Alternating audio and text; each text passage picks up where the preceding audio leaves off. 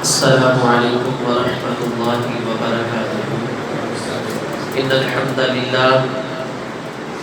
لله نحمده ونستعينه ونستغفره ونعوذ بالله من شرور أنفسنا ومن سيئات أعمالنا. من يهده الله فلا مضل له ومن يضلل فلا هادي له. أشهد أن لا إله إلا الله وحده لا شريك له وأشهد أن محمدًا عبده ورسوله. أما بعد فإن خير الحديث كتاب الله وخير الهدي هدي محمد صلى الله عليه وسلم.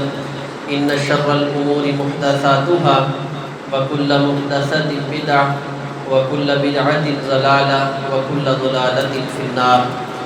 اللهم صل على محمد وعلى آل محمد كما صليت على إبراهيم وعلى آل إبراهيم إنك حميد مجيد.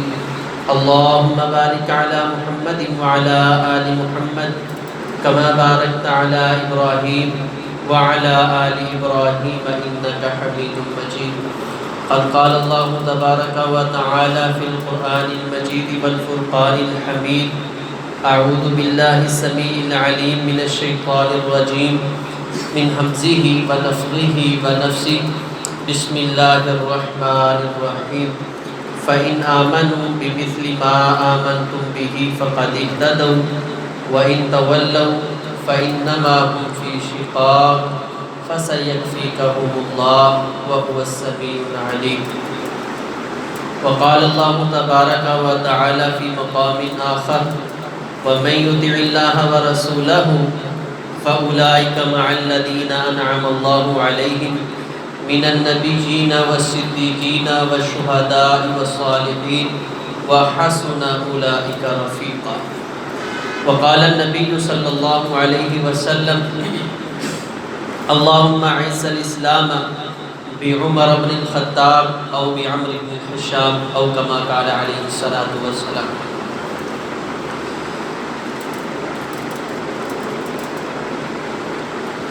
دین اسلام اس دنیا میں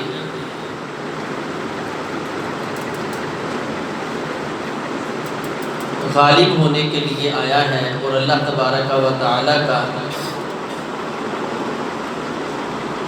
یہ اپنے رسولوں سے وعدہ ہے. کتب اللہ لأغلبن انا ورسلی.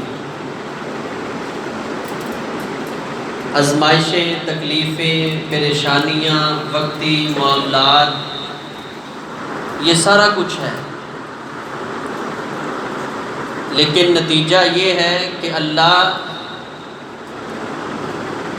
اس کا رسول اور اللہ اور اس کے رسول کے ماننے والے ہی غالب آنے والے ہیں. حقیقی عزت اللہ اور اللہ کے رسول کے لیے ہی ہے. اور اللہ تبارک و تعالی اپنے دین کا کام لینے کے لیے کسی بندے کا محتاج نہیں ہے. کوئی بندہ کہے کہ میں مسجد میں آتا ہوں تو یہ بڑی بات ہے،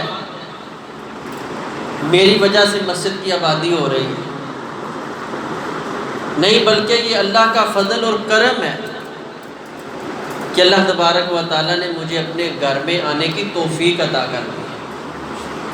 اللہ تبارک و تعالیٰ کی یہ رحمت ہے کہ اللہ تبارک و تعالیٰ نے مجھے یہ توفیق دی ہے کہ میں اس کے سامنے اپنا سر جھکا سکتا ہوں. تو یہ بھی ہر انسان کے حصے میں نہیں آتا، نصیب والوں کی بات ہے. لیکن وہ ذات، وہ شخصیت، وہ فرد کتنا ہی خوش نصیب ہوگا کہ جس کو اس کائنات کے سب سے زیادہ افضل جو ذات اور شخصیت ہے اس نے انتخاب کے لیے اس کو سلیکٹ کیا ہے، اور جو اس دنیا کا سب سے بہترین راستہ ہے، صراط مستقیم ہے، دین اسلام ہے، اس کی سر بلندی کے لیے کیا ہے. اور یہ عرض اس ذات کے سامنے کی ہے جو ساری کائنات کا خالق، مالک اور رازق ہے۔ نبی علیہ السلام نے ایسے ہاتھ اٹھائے ہیں، اب نبیوں کے سردار ہیں، تمام دینوں کا سردار دین اسلام، اس کی عزت سر بلندی کی بات ہے، تو محبوب خدا کیا اعلان فرما رہے ہیں؟ اللہم اعز الاسلام،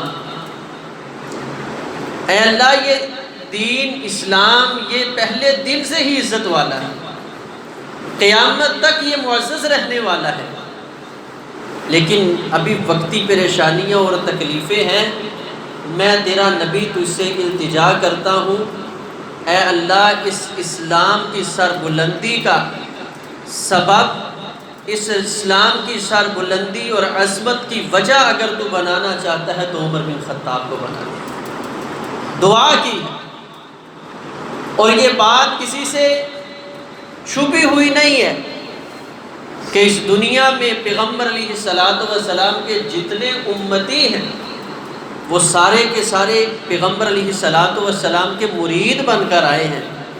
یہ واحد وہ شخصیت ہے عمر بن خطاب رضی اللہ تعالیٰ عنہ کی جو مراد مصطفیٰ صلی اللہ علیہ وسلم بن گیا۔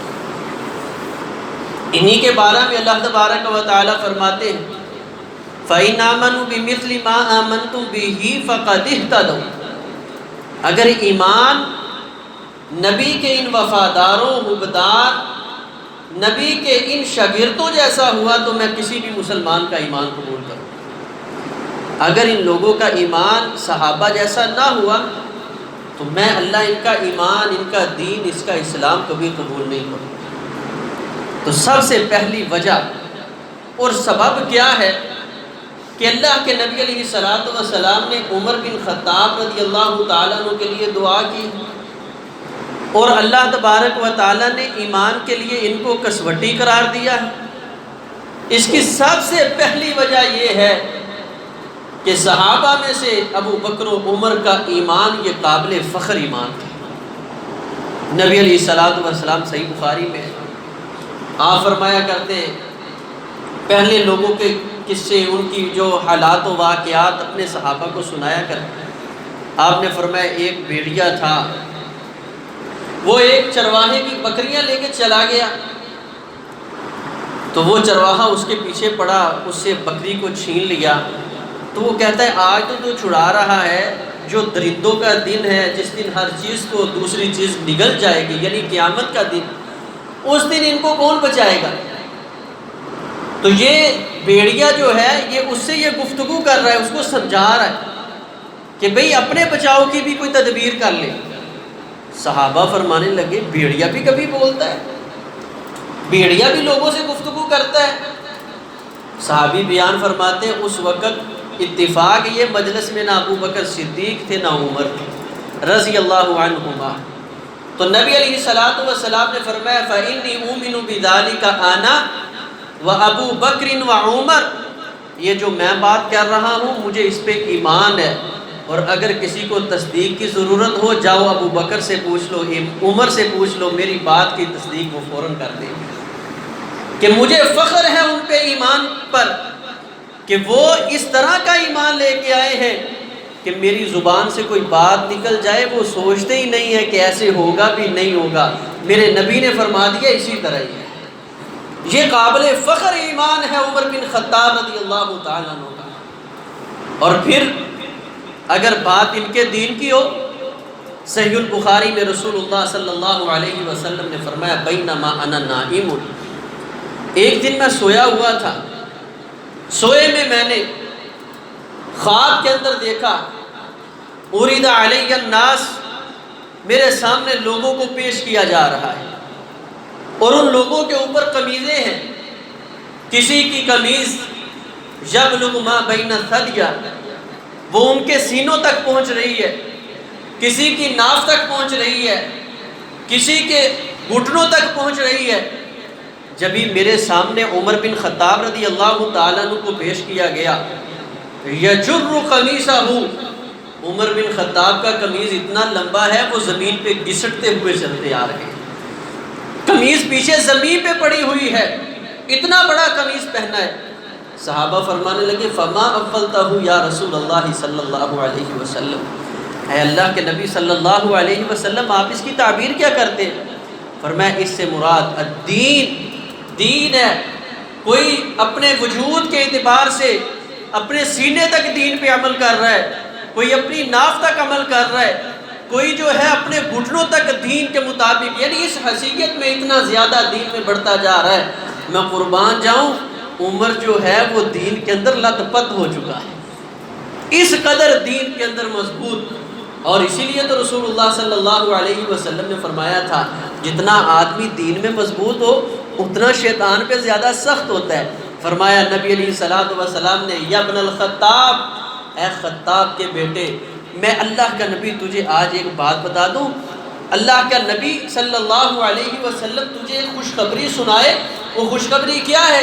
فرمایا ما لقیک شیطان فجا قط، کبھی راستے میں ایسے نہیں ہوا کہ تو ایک راستے سے گزر رہا ہو، سامنے سے شیطان بھی آ جائے اور اسی راستے سے تو بھی گزر جائے، اسی راستے سے شیطان بھی گزر جائے۔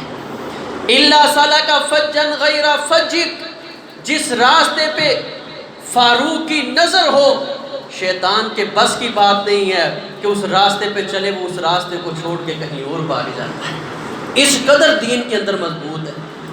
اور اگر بات علم و حکمت کی کروں، حضرت عمر بن خطاب رضی اللہ تعالیٰ عنہ، رسول اللہ صلی اللہ علیہ وسلم نے فرمایا رأیت فی المنام، مجھے ایک رات خواب کے اندر یہ بھی چیز دکھائی گئی کہ میرے سامنے دودھ کا پیالہ ہے، وشربت اللبن، میں اس دودھ کو پی رہا ہوں، پیتا جا رہا ہوں، حتی یخرج من اظفاری، وہ دودھ جو ہے میرے ناخنوں سے نکلنا شروع ہو گیا، اتنا میں نے دودھ پیا۔ پھر اس کے بعد فرمایا ثم ناولت عمر بن الخطاب، پھر میں نے وہ اپنا بچا ہوا دودھ حضرت عمر بن خطاب رضی اللہ تعالیٰ عنہ کو دے دیا۔ حضرت عمر بن خطاب رضی اللہ تعالیٰ عنہ نے نبی علیہ الصلوۃ والسلام کا وہ بچا ہوا دودھ پی لیا۔ صحابہ نے پوچھا پھر اس کی تعبیر کیا ہے؟ صحیح بخاری میں آپ نے فرمایا اس کی تعبیر ہے علم۔ اس قدر علم کے اندر راسخ اور مضبوط تھے۔ یہی وجہ ہے جب حضرت عمر بن خطاب رضی اللہ تعالیٰ کی شہادت ہوئی، حضرت عبداللہ بن عباس رضی اللہ تعالیٰ عنہ آئے اور فرمانے لگے جس جگہ اور افسوس کی چیزیں ہیں، فرمایا عمر آج جس جگہ اپنا سایہ ساتھ لے گئے ہیں، آج اپنا عدل ساتھ لے کے جا رہے ہیں، جس طرح عمر اپنی رفاقتیں ہم سے لے کے جا رہے ہیں، اسی جگہ عمر آج ہم سے اللہ کا علم کا ایک بہت بڑا حصہ جو ہے وہ لے کے جا رہے ہیں۔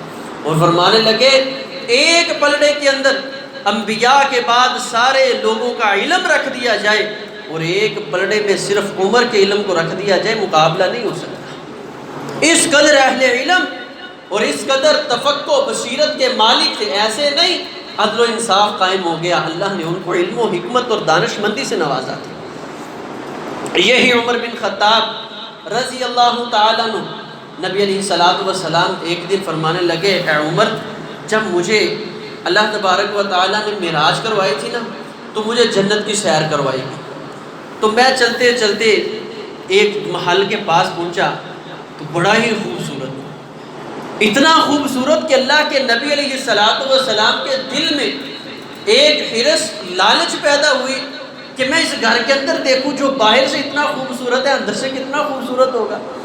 تو فرمایا میں نے داخل ہونے سے پہلے پوچھا لیمن ہیا، یہ کس شخص کا ہے؟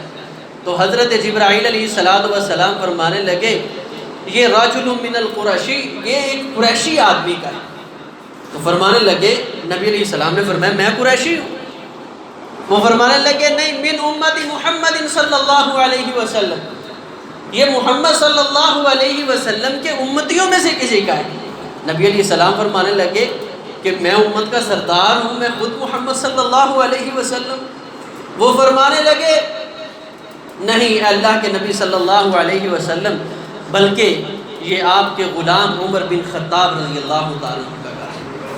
فرمانے لگے نبی علیہ الصلوۃ والسلام عمر اس قدر خوبصورتی تھی میرا دل کر رہا تھا میں اس کے اندر داخل ہو جاؤں، لیکن تیرا ایمان، تیری غیرت، تیری حیا، تیری دین کے اندر حمیت، مضبوطی وہ مجھے یاد آ گئی اور میں نے تیری غیرت کھاتے ہوئے تیرے گھر میں نہیں جھانکا۔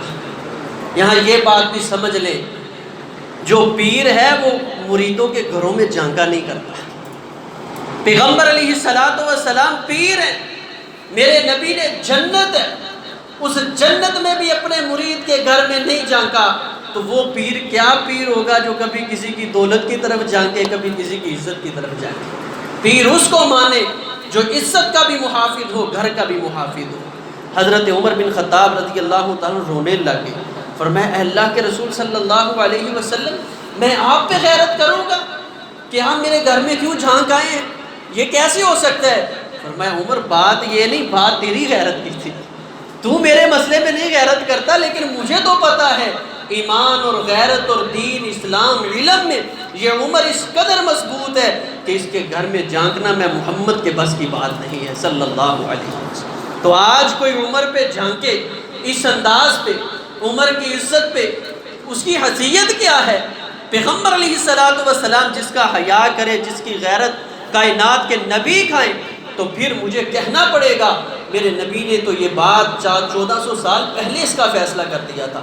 فرمایا اللہ اللہ اللہ فی اصحابی، میرے صحابہ کے بارے میں، فاروق، عثمان، علی، صدیق اکبر کے بارے میں، طلحہ، سعد، سعید کے بارے میں، زبیر کے بارے میں بولنے کے سے پہلے اللہ سے ڈر جانا، اللہ سے ڈر جانا۔ اللہ اللہ اللہ فی اصحابی 3 مرتبہ فرمایا میرے امتیوں اللہ سے ڈر جانا۔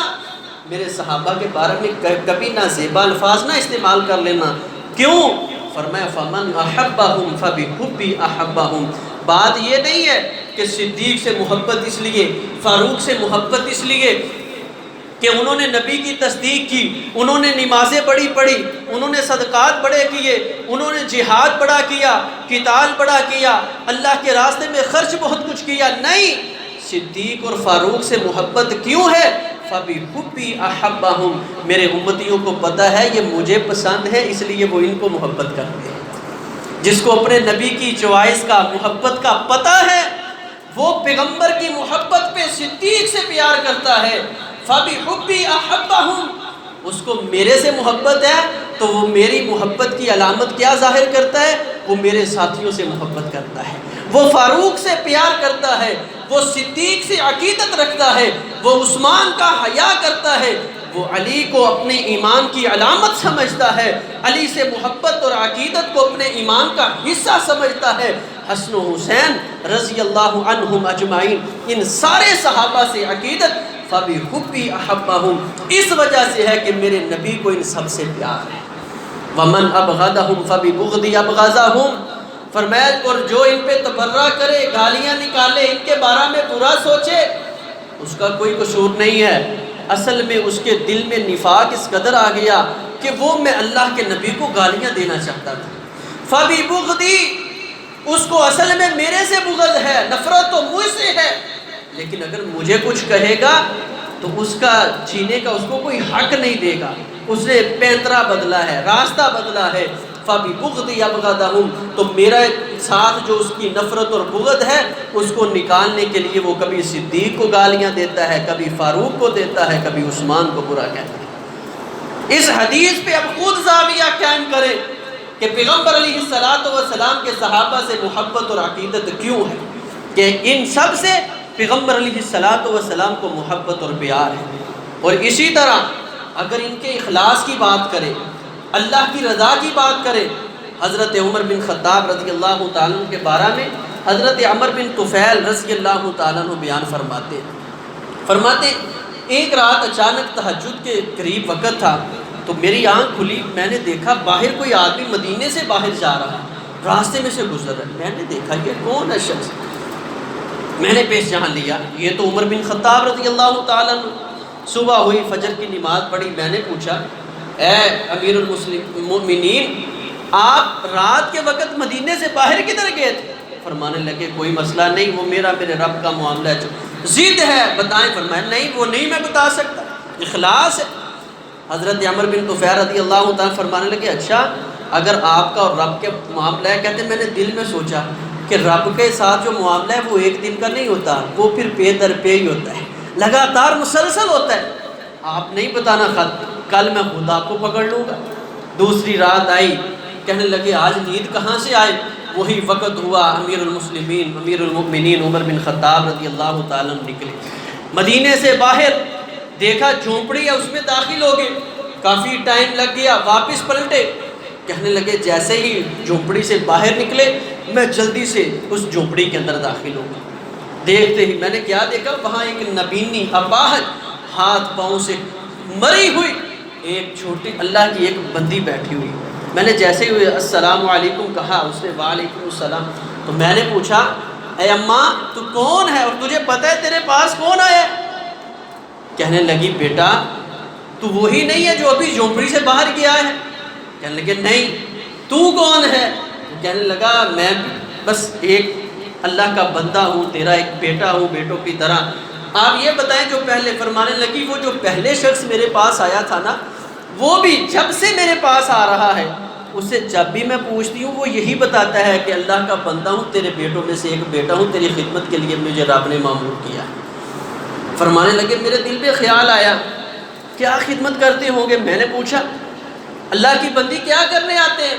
فرماتے ہیں تیرے سامنے میری حالت اور کیفیت ہے، لیکن جب سے یہ شخص میرے پاس آتا ہے یہ آ کے میرے گھر کی جو کوئی صفائی کی ضرورت ہوتی ہے وہ کرتا ہے، میرے لیے کھانا تیار کرتا ہے، کبھی گھر سے تیار کر کے لے آتا ہے، کبھی ادھر تیار کرتا ہے پوچھ کے کیا چاہیے، پھر میرے منہ میں دانت نہیں ہے یہ چبا چبا کے میرے منہ میں لقمے ڈالتا ہے، اور پھر میں ہاتھوں پاؤں سے اپاہج ہوں، میری رفع حاجت کے لیے یہ انتظام کرتا ہے، مجھے طہارت پکیز کی دیتا ہے۔ اور فرمانے لگے میری آنکھوں سے آنسو آ گئے۔ میں نے پوچھا یہ کتنے دنوں کا معاملہ ہے؟ کوئی ایک دن کی بات، 2 دن کی، مہینے کی؟ اے اللہ کی بندی یہ تو بتا یہ تیرے ساتھ معاملہ کب سے ہے؟ فرمانے لگی یہ تو مجھے نہیں پتا کہ پکی بات کب سے ہے، لیکن اتنا علم ہے کہ تقریباً 4 برس 4 سال کا عرصہ ہو گیا۔ 4 سال خدمت کرنے والے اپنا نام تک نہیں بتایا۔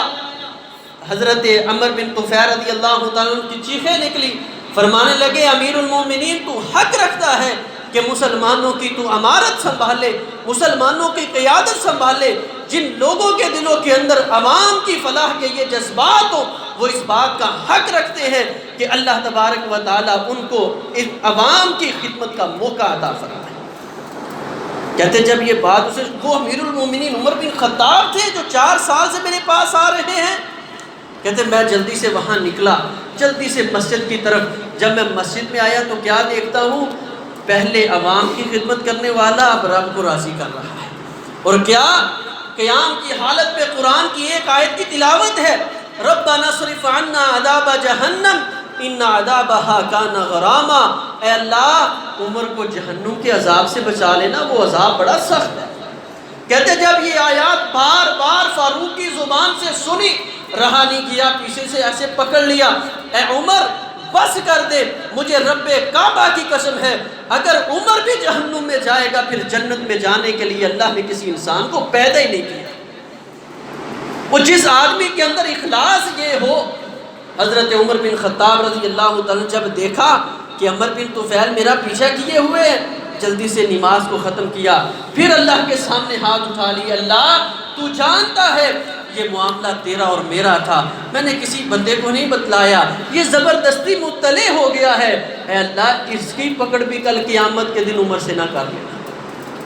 کہاں سے لے کے آؤں ان اخلاص کے مالک لوگوں کو؟ کہاں سے لائیں؟ ایسے نہیں، اللہ نے اپنے نبیوں کا ساتھ ان کو نصیب فرما دیا۔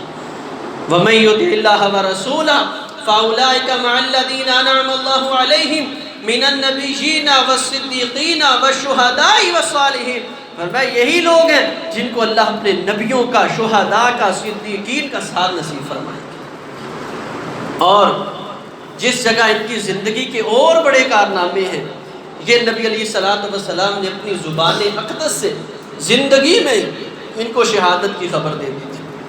سب سے پہلے وہ مشہور حدیث، آپ بہت پہاڑ پہ چڑھے، ہلنا شروع ہو گیا، جنبش میں آ گیا، جھومنا شروع ہوا، نبی علیہ السلام نے پہاڑ پہ ایسے پاؤں مارا، فرمایا اثبت احد فإن علیک نبی و صدیق و شہیدان، اے احد ٹھہر جا، تیرے اوپر تیرا جھومنا تو بنتا ہے، لیکن ہمیں بھی اپنی جان بڑی پیاری ہے، تو جھوم نہیں، صبر کر، تیرے اوپر اللہ کا نبی ہے، صدیق ہے، اور 2 شہید ہیں، وہ 2 شہید عمر بن خطاب اور عثمان بن عفان رضی اللہ تعالیٰ۔ اسی طرح حضرت حذیفہ بن یمان رضی اللہ تعالیٰ عنہ سے حضرت عمر بن خطاب رضی اللہ تعالیٰ نے پوچھا، آپ بتائیں فتنوں کے بارے میں نبی علیہ السلام کی سب سے بڑی حدیث، مشہور حدیث کیا ہے؟ وہ فرمانے لگے آپ کو اس حدیث سے کیا مسئلہ ہے؟ فرمانے لگے کیوں؟ فرمایا وَبَيْنَهُ وَبَيْنَكَ بَابٌ مُغْلَقٌ، آپ کے اور اس کے درمیان تو ایک بہت بڑا دروازہ بند کیا ہوا ہے، یعنی جب تک عمر فاروق رضی اللہ تعالیٰ عنہ اس امت کے اندر رہیں گے اس وقت تک یہ امت فتنوں سے محفوظ رہے گی۔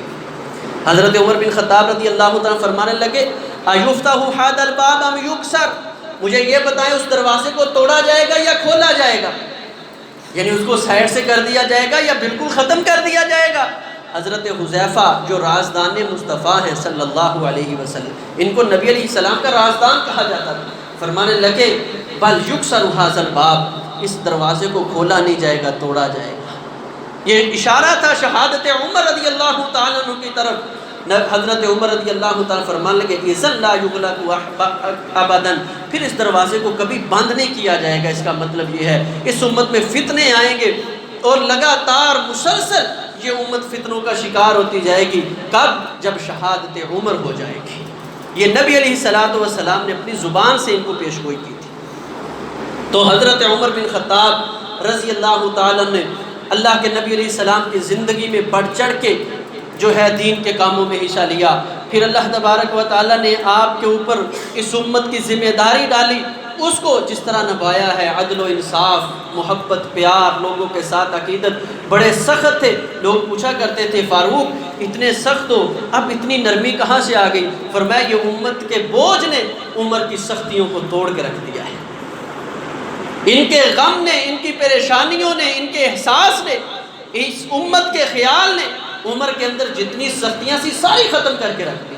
اب امت کے ساتھ محبت، پیار، عقیدت کا ایک درس جو ہے ہر وقت لے کے چلنے والے، اچھے طریقے کے ساتھ احسن انداز میں اپنی خلافت کی ذمہ داریاں سنبھالنے والے، ہوا وہی جس کی چال یہودی چلتے آ رہے تھے۔ اور حضرت عمر بن خطاب رضی اللہ تعالیٰ عنہ کو پیغمبر علیہ السلام کی عین پیش گوئی کے مطابق پھر جو ان کی ایک خواہش بھی تھی، اکثر دعا کیا کرتے تھے، اے اللہ عمر کو شہادت کی موت نصیب فرمانا، اپنے نبی کے شہر میں نصیب فرما دینا۔ لوگ کہا کرتے تھے عمر اب تو کون آئے گا ادھر لڑنے کے لیے، کیسے شہادت کی موت نصیب ہوگی، اور پھر شرط بھی ہے مدینے میں ملے، یہ کیسے ہو سکتا ہے؟ لیکن چھوڑتے نہیں تھے۔ اللہ نے دعا کو اس طرح قبول کیا، صرف نبی کے شہر میں نہیں، نبی کے مصلی پہ ہی شہادت کا سبب پیدا ہوا۔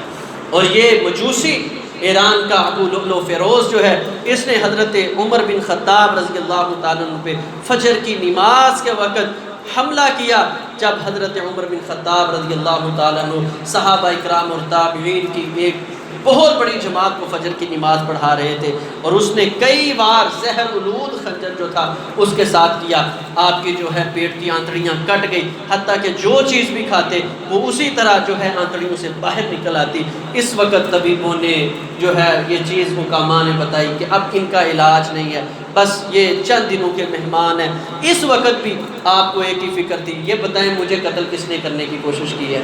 جی ایک مجوسی نے۔ اچھا فرمایا ایسا تو کوئی بندہ نہیں ہے نا جو کلمے کا دعویٰ کرتا ہو، مجھے اس نے تو نہیں قتل کیا نا، کسی غیر مسلم نے کیا ہے۔ پھر پوچھتے ہیں میرے مال اسباب کو لے کے آئے، پھر پیغمبر سے محبت کا عالم یہ ہے، بار بار کہہ رہے ہیں جائیں اماں جی عائشہ سے کہیں، عمر چاہتا ہے اپنے ساتھیوں سے ملنا، ماں جی عائشہ بار بار اجازت دیتی ہیں۔ پھر یہ، اور یہاں پہ یہ نہیں فرمایا امیر المومنین، تاکیداً فرمایا ان کو جا کے کہنا عمر کہیں اماں جی عائشہ پہ ہیبت نہ آ جائے کہ وقت کا امیر المومنین جو ہے وہ مجھ سے اجازت طلب کر رہا ہے۔ فرمایا نہیں کہنا عمر اجازت مانگ رہا ہے۔ ان لوگوں میں کتنا اخلاص تھا، کتنی محبتیں تھیں، عقیدتیں تھیں، حق تھا کہ اللہ ان کو زندگی میں جو اللہ نے مومنوں کو تحفہ دینا ہے سب سے آخر میں جنتیوں کو جا کر کہ میں نے تجھ پہ راضی ہو گیا ہوں، جاؤ مومنوں جنت کے اندر، اب تم پہ ناراض نہیں ہوگا۔ اللہ نے ان کی یہ ادائیں اتنی پسند آئی ہیں، دنیا میں فرما دیا رضی اللہ عنہم ورضوا عنہ،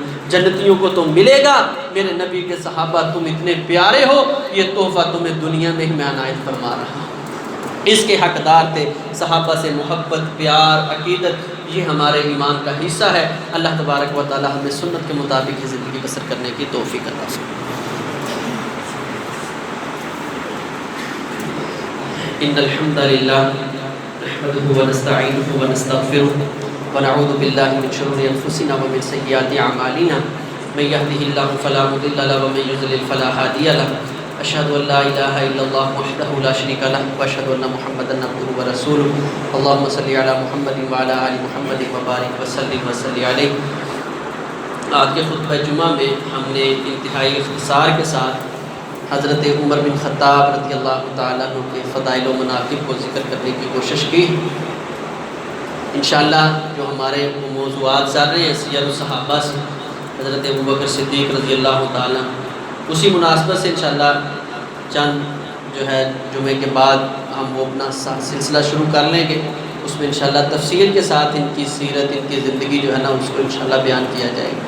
تو بہرحال نبی علیہ السلام کے محبوب ترین ساتھی، جنت کی خوشخبری دنیا میں اللہ تبارک و تعالیٰ نے ان کو عنایت کی، اور پھر عدل و انصاف کا منبع، معیار تھے۔ بڑی محبت اور عقیدت کے ساتھ انہوں نے اسلام کے ذمہ داریاں جو ہیں اس کو سنبھالا اور پورا کرنے کی کوشش کی ہے۔ ان کے ساتھ محبت اور پیار کرنا اور ان کی تاریخ کو پڑھنا، اپنے بچوں کو پڑھانا، یہ ہمارے ایمان کا حصہ ہے تاکہ ہم اپنے اسلاف کی زندگی کو یاد رکھ سکیں۔ اللہ تبارک و تعالی ہمیں سنت کے مطابق ہی زندگی بسر کرنے کی توفیق عطا فرمائے۔ ہمارے بھائی ہیں نشاد صاحب، ان کے بیٹے، ان کا آپریشن ہوا ہے، انہوں نے دعا کے لیے کہا ہے، ان کے لیے بھی سب احباب خصوصی دعا کریں۔ اللہ تبارک و تعالی ان کو صحت کاملہ عاجلہ نصیب فرمائے۔ جتنے بیمار ہیں اللہ سب کو صحت کاملہ عاجلہ نصیب فرمائے۔ جو پریشان ہیں اللہ ان کی پریشانیاں دور فرمائے، دکھی ہیں اللہ ان کے دکھ دور فرمائے، بے اولاد ہیں اللہ ان کو نیک صالح اولاد عطا فرمائے۔ جس جگہ کوئی پریشان حال ہے میرا اللہ اس کے لیے معاملات کے اندر آسانیاں پیدا فرمائے۔ اقول قولی ھذا استغفر اللہ لی ولکم ولسائر المسلمین۔